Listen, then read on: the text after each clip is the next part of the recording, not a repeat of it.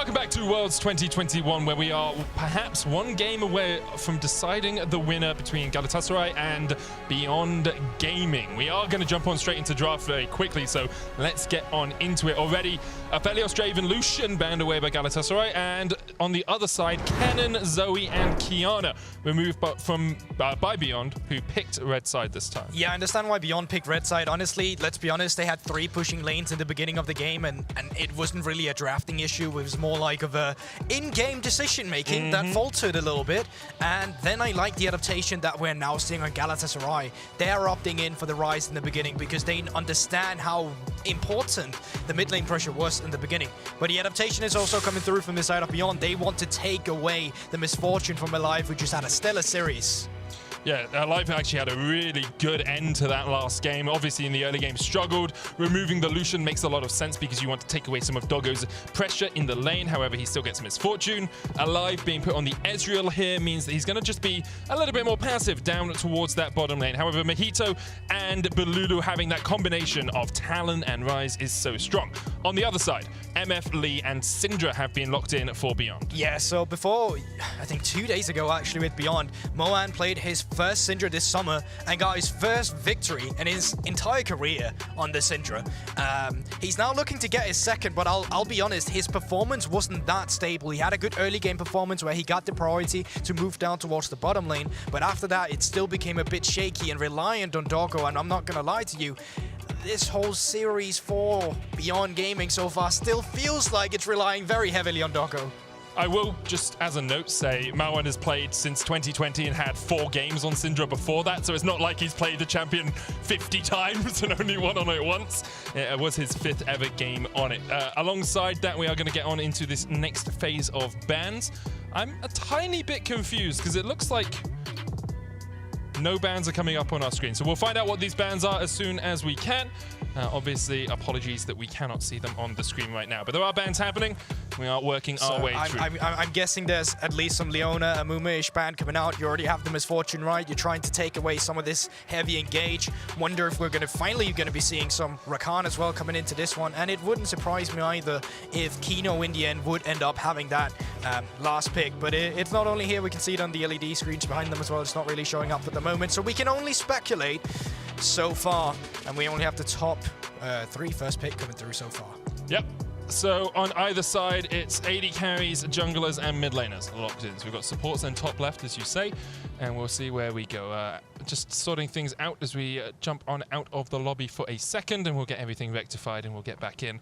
Obviously, very important that everything goes smoothly through these stages, especially for Beyond, the game that could knock them out of Worlds 2021. For Galatasaray, the game that could take them into the next stage where they play against Hanwha Life Esports. And for Turkey as a region, it's been a long time since they managed to make it to the group stage. Last year, we saw Supermassive fall against Unicorns of Love. Before that, of course, you have to go all the way back to 2017, when it was, and you guys know the name, 1907 Fenerbahce, who made it to the group stage, ending up going 0-6 in their groups, but still managing to top their group in the play-ins and make it through to the main stage of Worlds. Definitely. A win here won't solidify that just yet. Obviously, you still have the opposing Hanwha Life Esports, if I'm not mistaken. You have to fight as well going through this one, but you want to make it as quick as possible if you are Galatasaray. You don't want to show all your cards just yet. Surely they're coming in with full force here with what we still know them to play here. They've already drafted it in early game here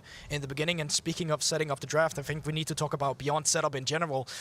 Going into a mid to late game has been one of these mistakes we've been seeing, is specifically about setting up the objectives as well, because Beyond last game, I think a lot of people saw that game and they were wondering why they couldn't come out ahead. But a lot of it really comes down to when Beyond starts splitting up on the map, when Beyond starts diverging their resources out to a bigger map state, they have issues with staying connected and not getting caught off guard with multiple members in the mid lane. Yeah, they definitely do. Just as a small tidbit of information for everyone out there, there was a possible error in the League of Legends client. The League officials are investigating. The error was whether or not a player missed that 4th ban from the side of Beyond, or whether it was a client issue that caused the ban to be missed. We will be sorting that out as soon as we can, and as soon as we get any more information, I'll be telling you guys. So, great. Yeah.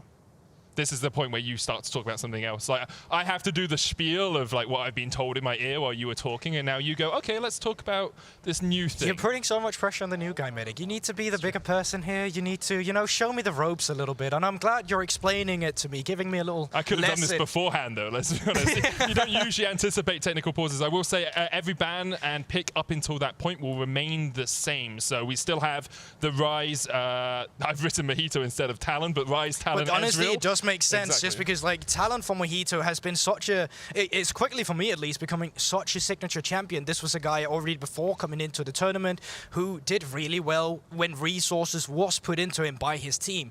And now when you suddenly have a champion like Talon that is meta, where you get to be annoying against squishies and still play as a carry with mechanics and hands, you also get to have so much map pressure around your lanes because of the mobility. And you know, top that off with Gordringer being the top of the line item for assassins. Of course, it's going to be super nice brawling with that.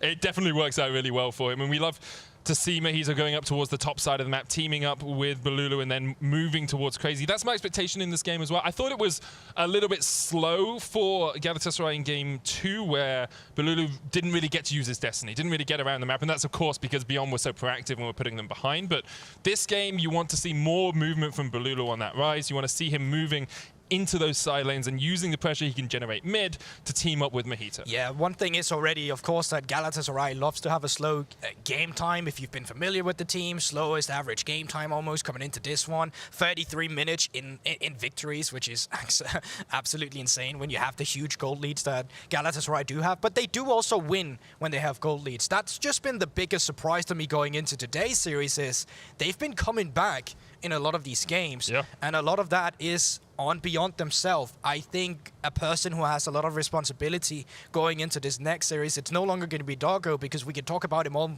we want, but it is going to be shutting down this mid lane priority. It is going to be keeping Bolulu in check, so you have the time to get to the point where you can make the same mistakes again or fix them around these objectives, because the early game and the last game was not a problem from the side of Beyond. I think all 5 members and individuals the first 10 minutes actually did really well, but the problem started coming in towards the team fights, where the communication just wasn't really there in terms of how they wanted to fight it, and it's something that they're going to look to adapt quickly onto. It's something that's going to be a really difficult and tough ask, because this is what you scrim for, this is what you try to practice against, and you're just going to have to fix it in the span of 2 games, or else that is your world's run. Yeah, team fighting has been an issue for Beyond across the course of playing so far. Just having a look at some of the numbers, it was a combined teamfight KD of 0.39 before this series. So for every...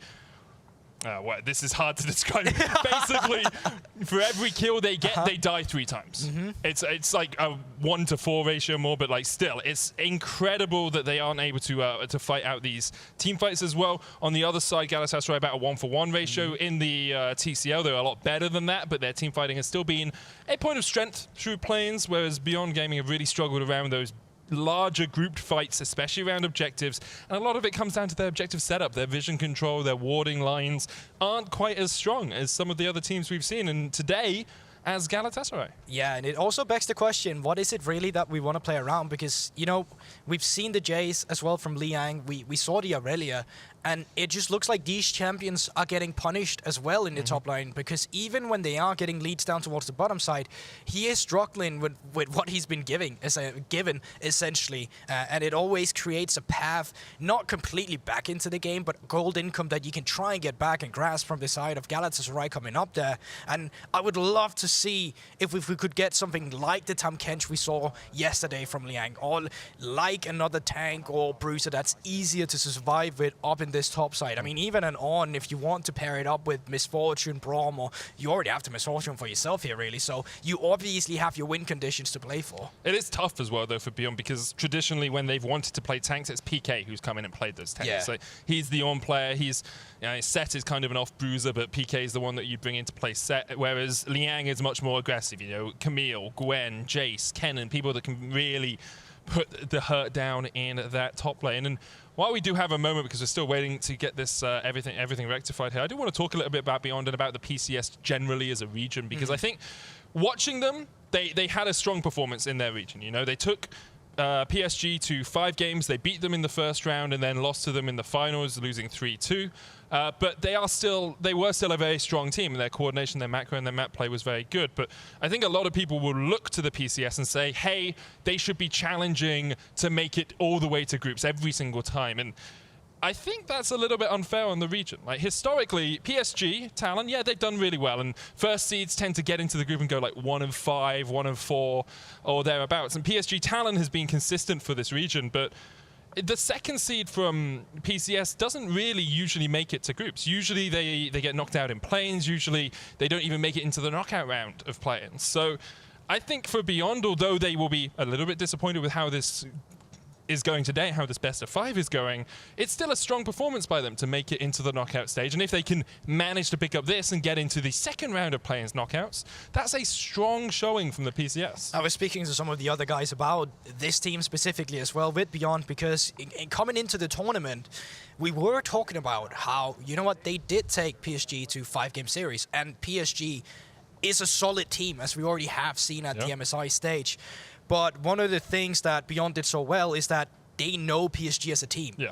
When they played against them 10 games in that playoffs because they won the first best of 5 and then lost in the finals, it's because that they came in prepared for that team specifically, of that style specifically. PCS as a region usually have a lot of early kills because PSG is opting in for early skirmishes. You don't see the same thing here at play-ins. You haven't really seen Kino be out about on the map in the early game and leaving Doggo for himself to just scale up into the mid game. Here it's been way more reliant on answering the bot lane pressure that they necessarily haven't been used to being put on Doggo instead. So it's been interesting to see the adaptations of these teams, because coming into it, I expected Galatasaray to be the slow team. I expected Beyond to be the fast team, and Beyond would just win because they were faster. That has not been the case. Galatasaray has adapted. Yeah, they definitely have. League officials are investigating whether the missed ban was a player or client error. While we wait for an answer, we'll be sending it back to the analysts. Thank you very much, Medic. We'll let the league officials do their work and come to a conclusion for us about whether or not that misban was a result of player error or client error. And we'll get you back into Champion Select as quickly as possible. Until that time, though, we get to talk a little bit more about this do-or-die game for Beyond Gaming. And we have about half of a draft to work with. So Dag, talk to me, because we have so far said that their approach to the games from the red side, we've been relatively okay with, given the fact that they have built leads, and it's been more about execution. But is there anything in this that you see that jumps out to you? Yeah, the big one for me is that you're already looking at, and actually Emily was kind of talking about this backstage, is that you got the Talon pick, right? And you traditionally want something that's got a bit more push when you're going towards that, but you've got Syndra for the counter pick, you've got the MF with the push in the bot lane, and because you're on red side, you still have that counter pick for top lane as well. So in theory, you have 3 pushing lanes now for for Beyond Gaming that they can actually try to work around, especially if you're looking after these invades. And when we were talking already at the start of the day about like Cloud9 and DFM, how they found their success was, you know, shutting down Bolulu in this mid lane, finding pressure to move down to the bottom side. It feels like this is the play where you can go for as Beyond Gaming. Yeah, and I think I'm looking to see whether they go for a support counter pick as well for Beyond, because again, I think it's interesting how we expected them to play one way and they actually have been playing around an early game really well. And then additionally, we already talked about actually, we're ready to go back. I'm going to jump in because the teams are ready to hop back in. The error was determined to not be the result of player error. BYG will ban Gwen as their 4th ban. So with that, we're handing it right back over to Medic and Goldberg for the call. Thank you very much, Dash. Thank you guys for filling in. Definitely needed a small breather as we waited to get on into this. Gwen will be the 4th ban. On the side of Beyond, we'll just rattle through things here. In fact, so quick that it is all populate as we go along. We're losing some picks, we're gaining some picks. They'll all be there in the end. That's the important thing. And then we'll work our way through to the second stage of picks and bans. But it's going to be interesting. So far, we've been determined to be the Gwen ban coming in, so they are trying to chip away some of Crazy's pressure up in the top lane. And you know what? I think banning away his 100% win rate Gwen so far is a very good shout, at least here in the beginning. It's been something they had issues dealing with when you've reached that mid-game because of the Hallowed Mist. And I'm looking on Galatasaray now to say, who do we feel like have the most pressure? Is it going to be Liang up in this top side with some of these champions we want to take away, like the Jace or GP? Or do we just take away the Leona, the Amumu to pass up so well with the Misfortune. I think the Leona ban makes a lot of sense, I agree. especially considering you can chase down that Ezreal pretty easily. Of course, Ezreal, one of the slipperiest AD carries in the game, but Leona is a strong support blind pick. It means that you save top lane counter pick for last as Beyond if you pick your support next, and they will get rid of Camille as well. So getting rid of two of those strong top laners implies to me that Beyond will go support into top lane counter pick for this next rotation. Yeah, I think you could very well be right here. There is also the option that they're trying to say, you know what, we're banning away 2 top laners to a counter that we want to blind pick here, but in the end, well, let's see what it's going to come down to, and it is actually going to be that Jace ban over for Liang. We already seen it one time for him. He got a lot of early game pressure from it, playing into the Gwen, but it kind of fell through later down the line when we reached that mid game, and now just picking a support here is going to be excellent. You already got the Leona removed away. There's still the Alistar you can go into for this one if you want to try and counter it a little bit or match the aggression that we see, but it is going to be the Amumu now paired up with the Misfortune. Amumu has been a sad mummy for a long time because he wasn't picked. Now he's a sad mummy because he can't flipping win. 0% win rate for Kino on it over the 2 games he's played. I'm just going to check the stats for the entirety. 1 win, 7 losses for the entirety of play-ins for Amumu. So we'll see if that continues today. I do wonder if there's going to be an Ornn pick finally here for Beyond. It's not really Liang's style, but I think alongside the rest of this, Ornn for the initial engage, Amumu for the follow-up, and then the bullet time raining alongside that could work out. Of course, into the Gnar is a matchup that kind of just gets chipped away at, but Ornn can survive that 1v1. Yeah, so either you match the aggression here with the Playmake, or you decide to say, you know what, we'll pick Braum into Misfortune. It'll be good against the Lee Sin as well if they want to jump in. Or you just get that follow-up that we already talked about here. You have the Ryze that gets the pressure. You have the Gnar that's going to be jumping in with Mecha. The same for Talon here. And Rakan does super well, specifically with invisible champions he can just dash to with the quickness on to get that extra knock-up. So that really sets it up, and that's an insta-lock on the Irelia. Irelia obviously having a good matchup into the Gnar, but that also means that you're playing up towards that top side, and you should be leaving Doggo at least to the mid-game. And Irelia just slipped all the way through picks and bans. A very well-known Gnar counter pick. Of course, we've seen it throughout the history of these 2 champions existing, and with Irelia being as strong as she is right now, it's no surprises that Beyond have decided to go for it, but there's a lot of weight on Liang's shoulders this game. Bot side likely to be left a little bit on an island. I do think Amumu into Rakan is an okay matchup because whenever the Rakan dances to an Ezreal, you just queue towards where whoever he's going towards is. So makes it a little bit easier for the Amumu to land some of those bandage tosses. Galatasaray 1 game away from a playoffs berth versus Hanwha Life Esports for a spot in the main stage of groups. 4 years since Turkey made it to the main stage. Let's see if Galatasaray can continue their winning ways and take this in a clean sweep, or whether Beyond will be able to fight back for the PCS, fight back for pride, and take us to game 4. Worlds always brings out the best in people, brings out the best League of Legends from around the globe, and I'm ready for another game of the action we've been having so far. Both games have had a Soul, both games have had an Elder, both games have had like 3 Barons. Just give me another one of those. It's going down to the wire every time. It feels weird saying how important the early game is between these 2 teams, because in the end, it just gets defined by that last team fight. It's just team fighting. And that's not to say that the early game is not going to matter, because the only reason it really comes down to that last team fight is because that, well, the team that's in the driving force usually lets them get back onto that point. Some level 1 shenanigans up here, trying to see if they can extend the outmost of this early game if they can get a first blood. But no one's biting. Crazy's not checking up here. He's actually just sat in river. So no one should be going down here.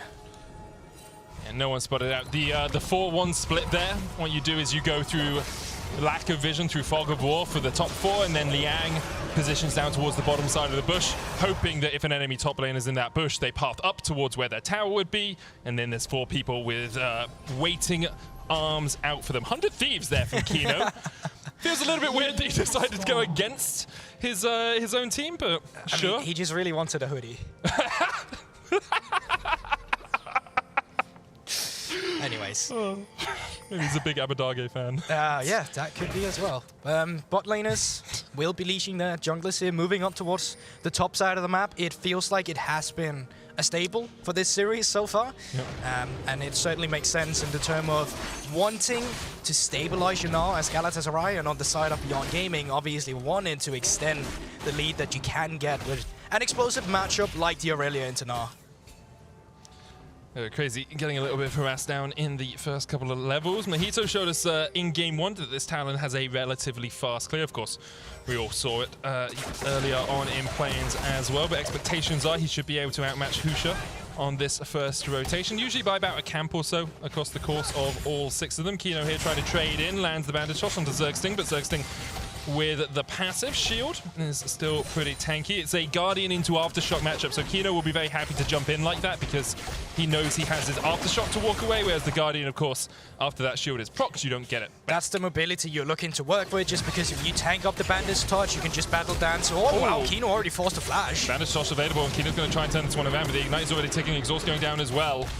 Alive with the extra combat summoner there, forces Kino back, but Doggo does still have heals, so in terms of overall advantage, it's a summoner advantage for Doggo and Kino. Didn't even burn their own Ignite there. Yeah, this can become important later. Kino still has the pot that he's on right now, and obviously Doggo still sitting on multiple pots and biscuits, so the sustain game in general on Beyond should still be there. Now, as we take a look at the mid lane, as we've already established, important for the early game priority, but you can see how much mana Bolulu needs to extend to try and just keep Maoan in lane, and teleports might come out early from both mid laners just to establish more control as Zergsting dashes in, now gets the Ignite. Did have the Guardian proc, so knew that he could, assuming he could dash out, he'd be fine. Meanwhile, Liang in the top lane trying to trade him crazy, who bounces on his head and jumps away. There's another bandage toss, lands onto Alive, he's down. Second on the menu is Zergsting, who tries to flash away, but a flash auto from Doggo would have been enough, decides to hold onto his summoner. Yeah, the aggression that's coming through from Galatasaray is just a bit too much here, and with the summoner spell advantage that Doggo and Kino already had, just not the play you were looking for, but nice to see from Beyond that they're able to find individual leads. Oh, Zergsting underneath the towers down. Doggo actually flashed for that, but he manages to survive. It is supportal combat.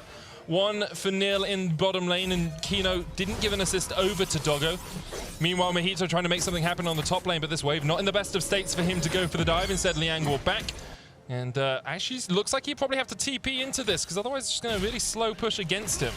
This can be scary, though, because if he decides to TP, he needs to walk up, then, well, I was going to say Bolulu would still have a TP for his own, but he's going to match that teleport from Maoan in the mid lane, and Mojito has backed us as well, reset for that pickups to have that extra damage. It's very reminiscent of game 2, though, isn't it? You know, Beyond getting out to an early lead, a lot of that through Doggo and Kino in the bottom lane, just having the 2v2 advantage. And now, Zergsting unleashed on the map. Ezreal, of course, when you get to level 3, basically has all the tools he will ever need to protect himself and can just farm from range. The only issue for Zergsting is he does need a few levels in his own back pocket if he's going to get towards these more impactful ganks where you have something like the quickness.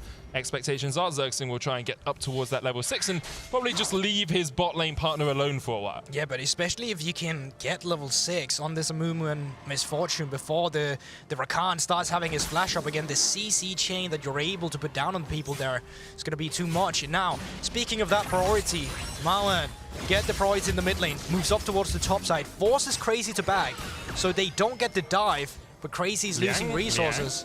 He's got flash. There is a blast going there for him now, but Mojito's on his way. Liang flashes forward. Blade surges in. The counter flash won't be enough. 2 autos from the turret.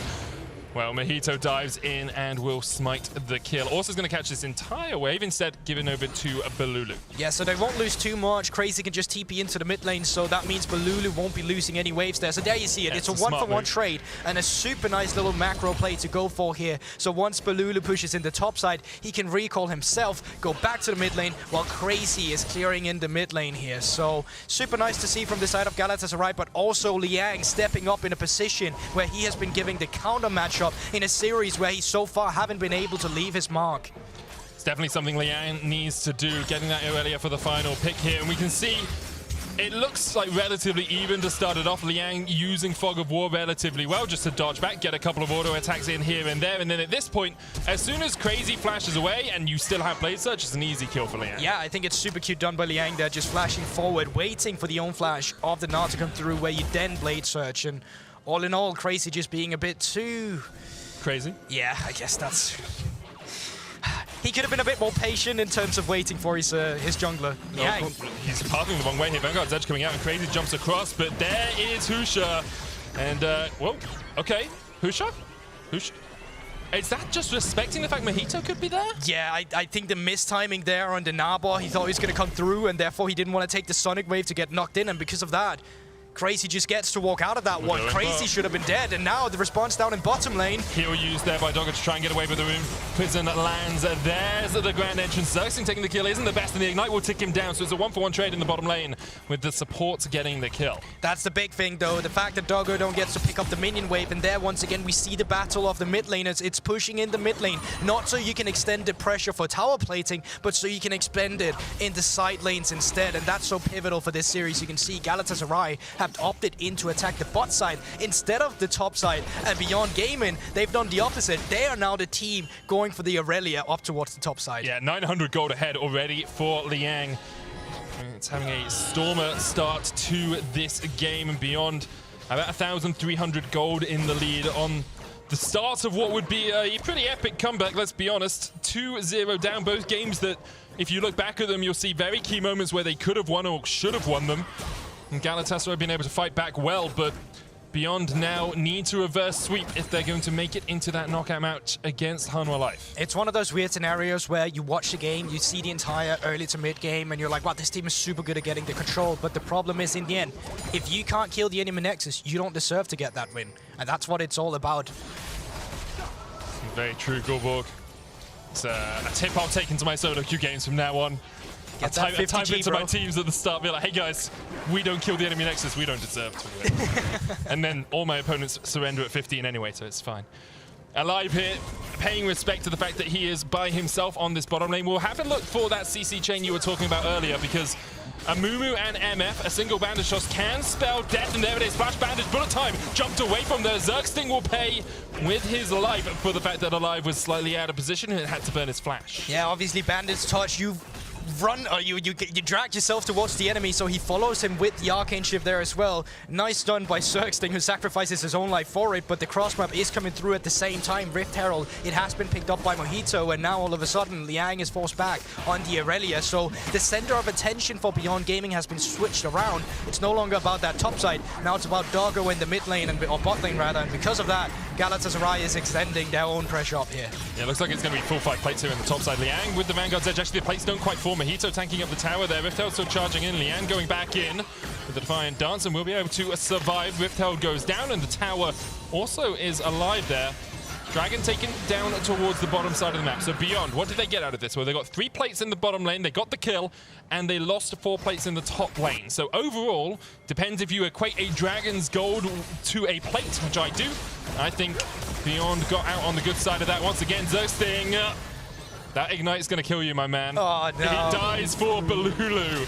Zergsting, he's 1-4, but every single time he's died is because he's been defending one of his teammates. Yeah, you know, that's what you need to do here. You can't be a KDA player as a support. You'd rather just die so they can stay alive to either catch waves or get back to a reset quickly. So Zergsting there, saving his mid laner for his own life.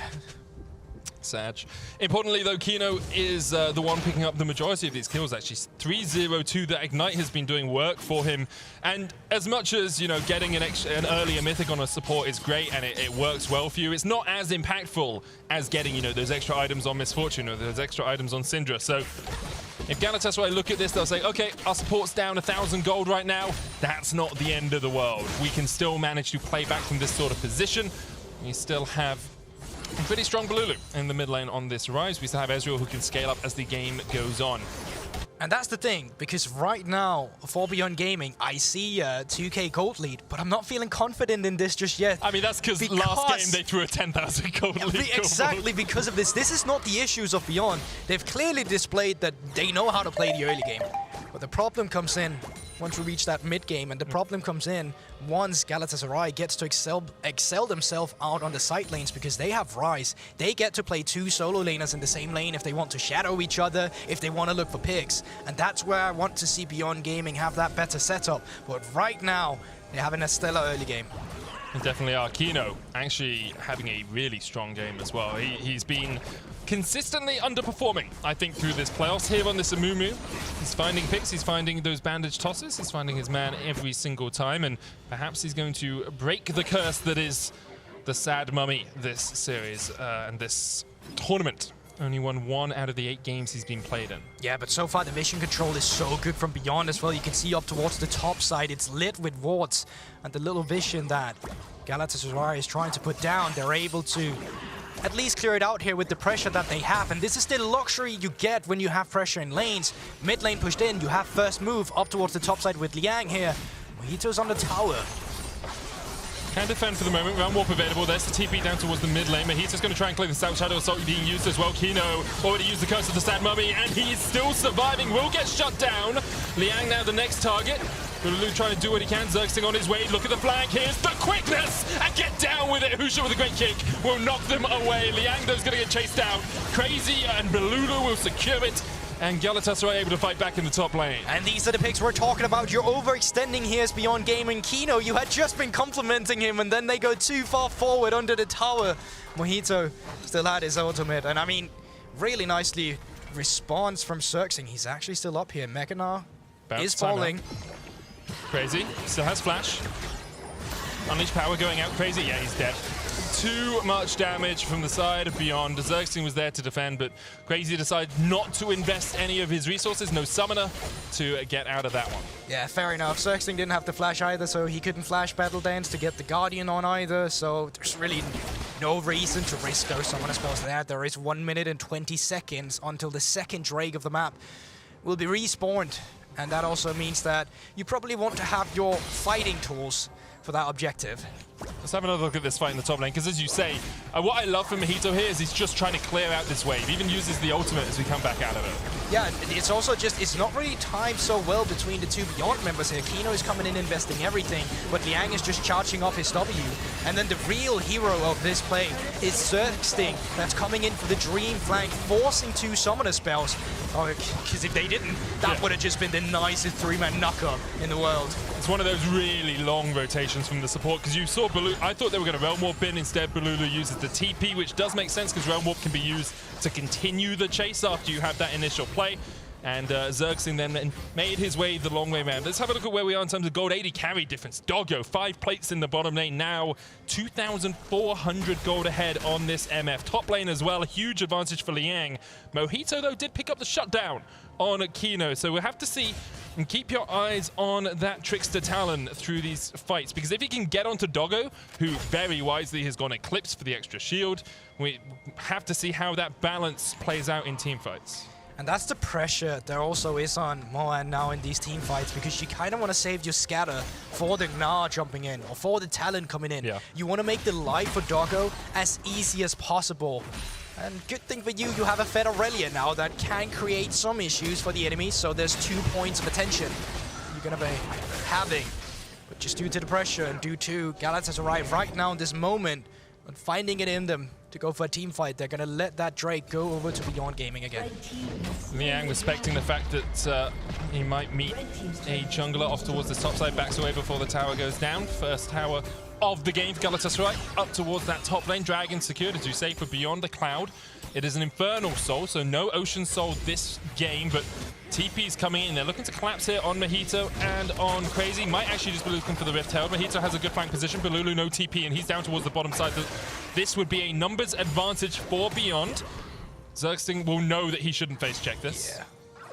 This is nice from Beyond in terms of taking over control of the Rift Herald, but as Galatasaray here, you want to keep these mid lane sharp. You can give over this Rift Herald, and then you'll focus your attention down towards the bot side instead. But it's a good rotation, because they're finding this rotation while the cabs are respawning on the top side for Galatasaray. So not only are they getting a Rift Herald for themselves, not only do they have more pressure in the mid lane, they're also taking away jungle agency. Bullet time coming in, but that's some quickness. Kino just dived way too greedily, way too deep.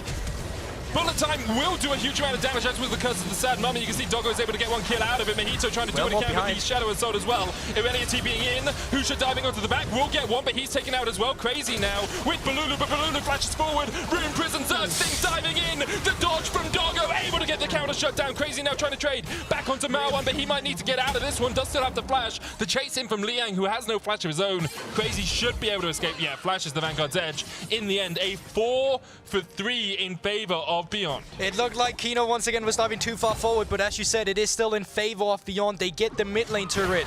They get some camps as well, and it looks like they will be able to pick up top side in a bit as well for Liang, with no TPs being available of the solo laners for Galatasaray. But something that still felt like you didn't have to commit so much into it. There was still gold that went over to Galatasaray there. With Doggo dying off, does put more gold in the back pockets of Galatasaray.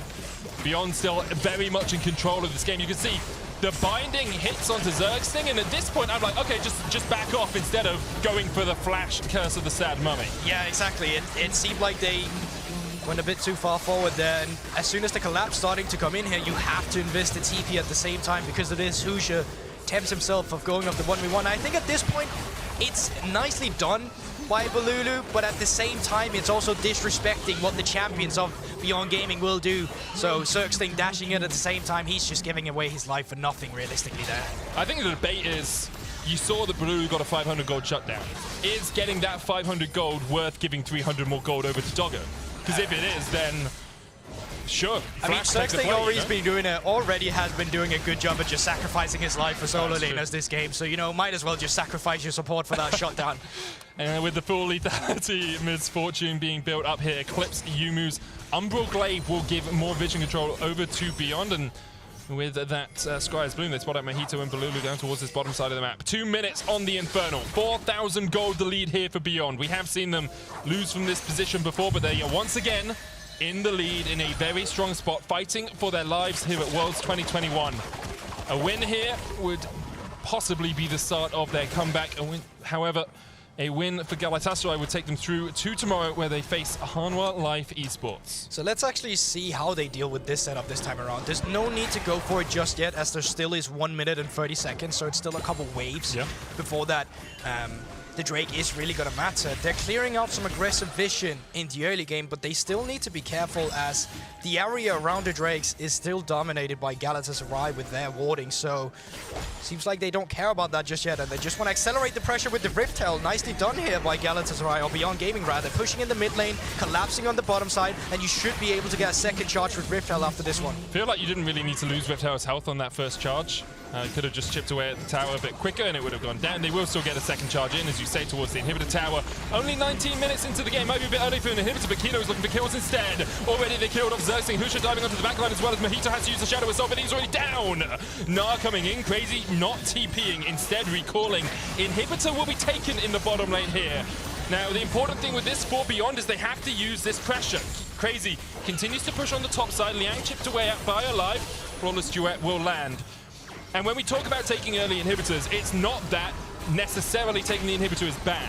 The problem is if you can't use the extra pressure you get from the bot lane inhibitor being down, then it doesn't work for you. However, Beyond have a couple of seconds before the Baron comes up. They've got a dragon to take as well. So if they can utilize the fact they have super minions in the bottom lane pushing in to stop Galatasaray being able to respond to a Baron, it could work out for them. Yeah, but the problem is the reset has been a bit awkward here.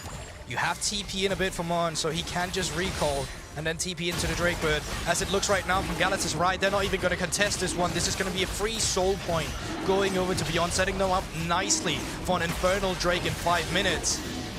Galatasaray, they're looking at the top side, but Mojito walked straight over like a ward. So they didn't get much more out of that than the tier 2 turret, and it looks like they just need to reset now. The thing was, Galatasaray were aiming to catch someone rotating or moving towards the top lane, but there's this ward they're about to see, there's this control ward, and they walked just straight past both of them, so it was very easy for Beyond to stay away from them. I like Kino this time around, hits the bandage touch, ultimates immediately, no way he wants to get hit by the quickness again, and then follow up with the second bandage toss in the kit. Super nicely done, and it just sets up the inhibitor. Yeah, really good stuff from Kino. That's the power of this Amumu, it's why we've been seeing it so prevalently throughout the course of Plains, is that double bandage toss, having 2 charges on any sort of hook basically OP. Imagine Thresh with Imagine Blitzcrank. Deary me, I'll be so broken. That's a new champion I want. 2 hooks on charges. That sounds fun. We've had 2 chains. Can we get 2 hooks? Thank you very much. That's what we need. We've also had 2 Shens.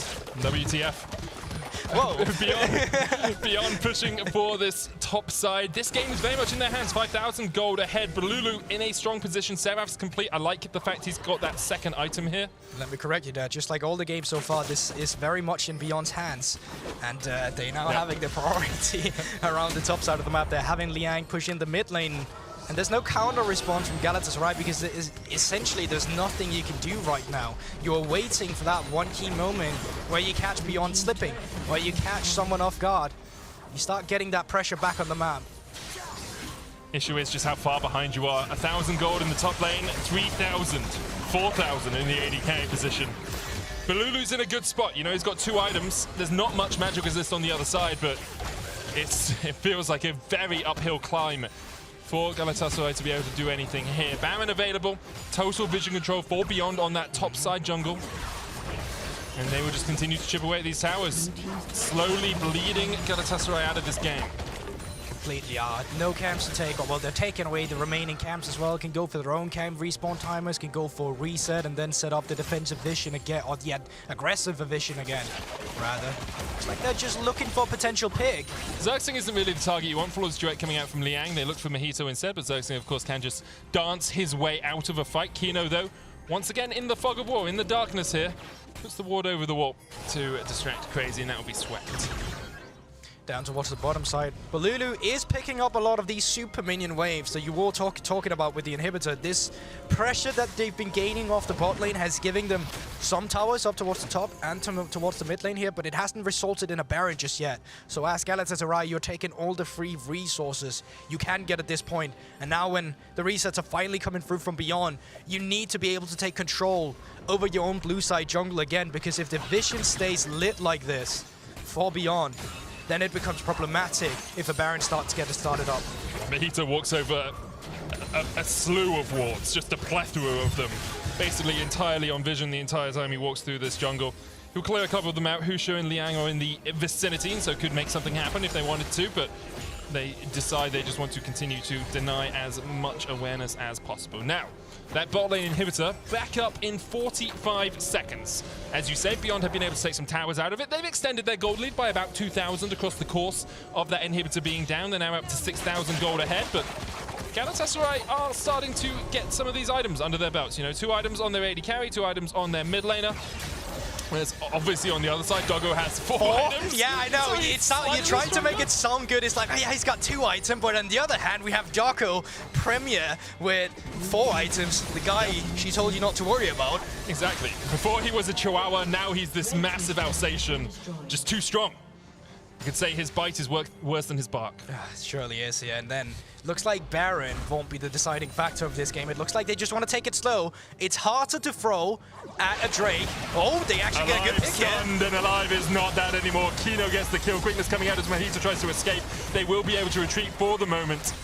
But Baron immediately pinged here. Now, do you fight this if you're Galatasaray? I think no. I think you just back away, but they might want to go for it. They do have Mega Gnar building up. It looks like Crazy's Gnar bar is actually very low, so it would be a long time. It's a problematic philosophy because statistically speaking, after them getting Baron, they should be able to have the pressure around the Drake as well, and then they should be having Baron buff, and then they should be having the Infernal Drake. So what is going on?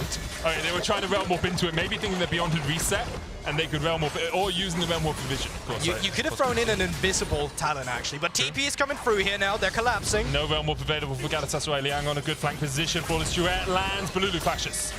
Just able to get away from that. Now the turnaround coming out. Vanguard's Edge used. Crazy almost into the Mega Gnar. Look, leaps away for the moment. Dragon available, and that would be Soul, as you said, for Beyond. Liang, no TP on him. Just used it down towards this bot side fight. Maoan in position for a good scatter of the week, but gets hit with a brick in the back.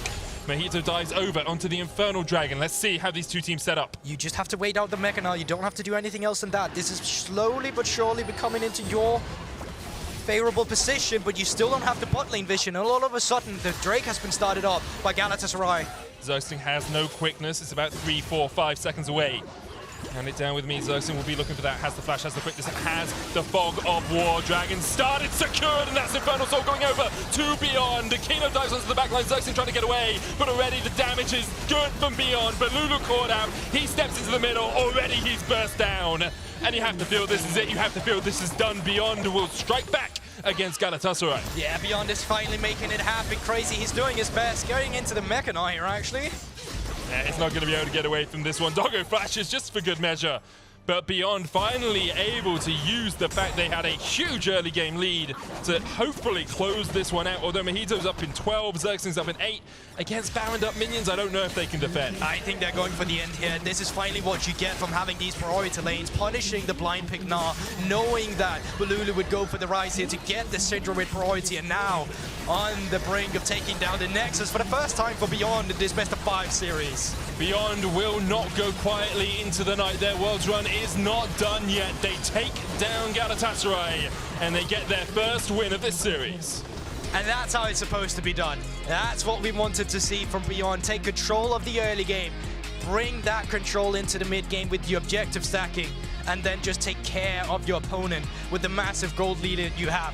Obviously, it does help having 3 winning lanes. Something has gone a bit wrong there from this side of Galatasaray going into this one, and obviously with the bot lane, Doggo and Kino getting 2v2 kills, finally seeing Kino on the map.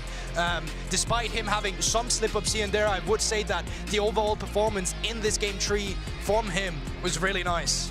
I think that bot lane for Beyond really showing up in this game. They have been doing the entire series, but this game especially, they were just able to keep Galatasaray on the back foot for the entirety of it. As you say, Kino having a stormer of a game. Only the 2nd win for Amumu in the course of playing. It's 2-7 now. Still not the best record overall.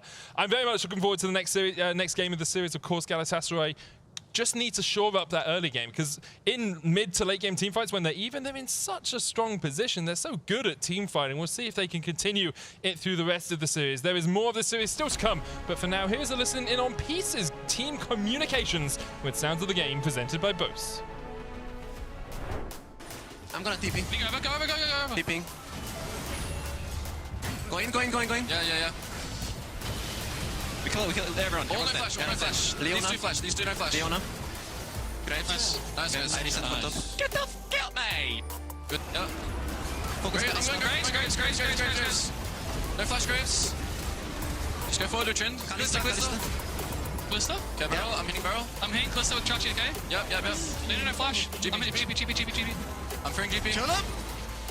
I think we go Baron or Trash. Both. I don't want to give them back. We can win. Just slow. Slow. Kite back. 3 seconds. I'm catching over the ball. Rise. Come here, mate! Kill that guy! You got him, Chachi, mate? Yeah. Nice fight! Let's go, baby!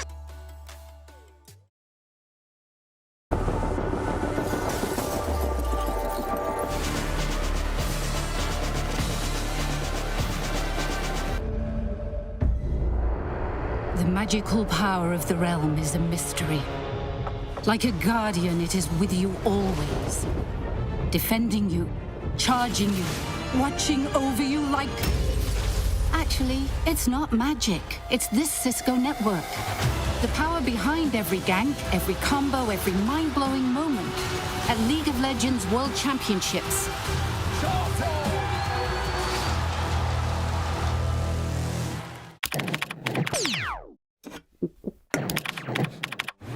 Red Bull gives you wings.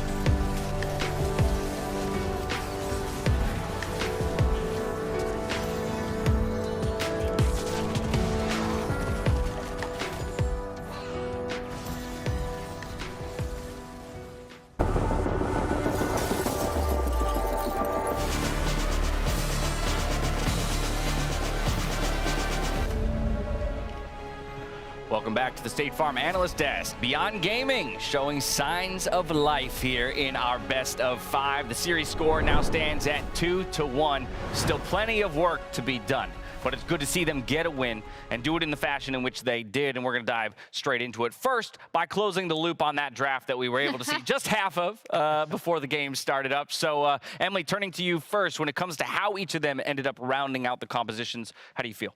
So when we talked about, like, okay, are you going to play around your pushing lanes again for Beyond, right? Because we've already addressed, they've actually had a surprisingly strong early looks. And this draft, again, completed out. Amumu, which we brought up, this might be, I think, the best Amumu game we've seen thus far in the tournament. Which it's not the toughest competition up to this point, if I'm being honest. But that's all right. Hey, we're on the upswing. And hey, you know, it wasn't perfect, but and this is what gave a lot of Beyond yet another early game lead. Yeah, and I honestly, I wasn't really a fan of this draft from Galatasaray.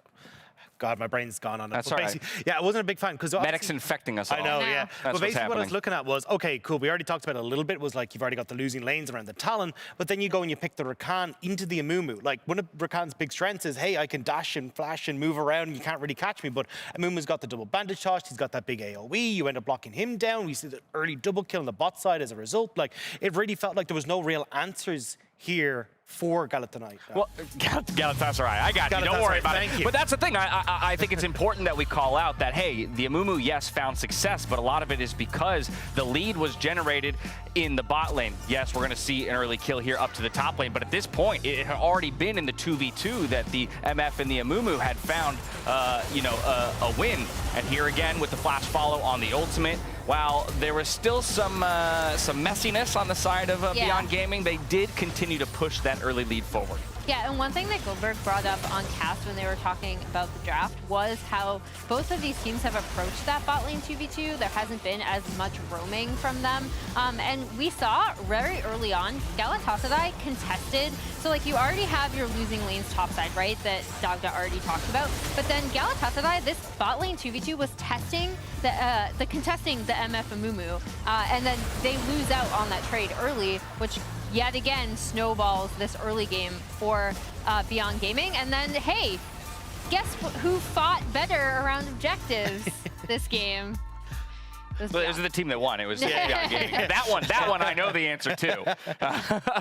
But this is now 3 games in a row, Dagda, where Beyond Gaming has built an early lead. At 15 minutes even, they have substantial gold leads, which largely, in most games, obviously game 1 a little closer, but game 2, game 3, when you see gold leads like that at 15 minutes, it's generally calling it. We're calling it right there. Yeah. You assume that it's going to be over. And I think the big thing as well was, like, when we looked at that massive lead from game 2, you had that scaling going at the top side. They had the opportunity to kind of, hey, if we can play late, we got that opportunity. You don't really have that with this draft. Like, the Gnar on the top side not going to have that, the massive, hey, we just have this massive late game scaler. So I think coming into this, you had a bit of an easier time coming through. But I think the big one as well is, like, now that we actually get the opportunity to talk about it, I really like that we're seeing movements from Maoan in the mid lane. Like, we've seen it every single game where he's actually had a big impact. And one of the big things I pointed out at the start of the day was, I have not seen this guy move. I'm not a big fan of him, but we're actually getting it here, and you can see the results when you look at the goal. Came into the tournament 0-4 on Syndra. He's now 2-4 on Syndra. So who knows? Maybe this is the pick for him right at this point. But I think for Beyond Gaming, right, with this win coming in, 1, it's going to be a boost to the confidence. But 2, I think they have their recipe for success, and that's to continue to get the early leads and just operate with a little more cleanliness from that point. And so now the question becomes, about whether or not Galatasaray can actually close this series out. They've got 2 opportunities to do so. It's definitely not panic time. But as we look ahead towards game number 4, this will be the first time that we see the teams swap sides of the map. Galatasaray over to red. But is there really that much that can even be done in Champions Select to affect the way the game has been going? Or did they just need to find their answer within the game, Emily, to start, staunching some of the bleeding that's been happening so early on? So this was the first draft that I, again, also didn't, super like from them. But I will say the cool thing about being on red side that we're seeing, especially from Beyond Gaming, is that they've been relying on that for the support counter pick, which I think has been super, super important, again, for how they want to play that bot side 2v2. So they're not even sending Husha down there that much. It's just about what they can do in the lane. And so I'm really curious to see if Galatasaray try to make sure that they have that support counter pick and just play for 2v2 as well. Yeah, I'm kind of curious to see if that is the case, or if we end up getting seen a little bit more from Crazy, right? They've been looking to him to be one of the big, excuse me, damage leaders on this team. We had like 29% coming into the day for him. I wouldn't be surprised if like, hey, look, let's try and put our eggs in the top lane basket and see if we can make this work. That was how we teased the whole top of the day, right? Was expecting them to play around a strong side on the top side of the map, and it seems as the day has gone on, the focus has kind of shifted its way down towards that bottom side, the Drake fights, and then of course the 2v2. We got game 4 coming up right after this commercial break. We'll see you back here for some more Worlds action.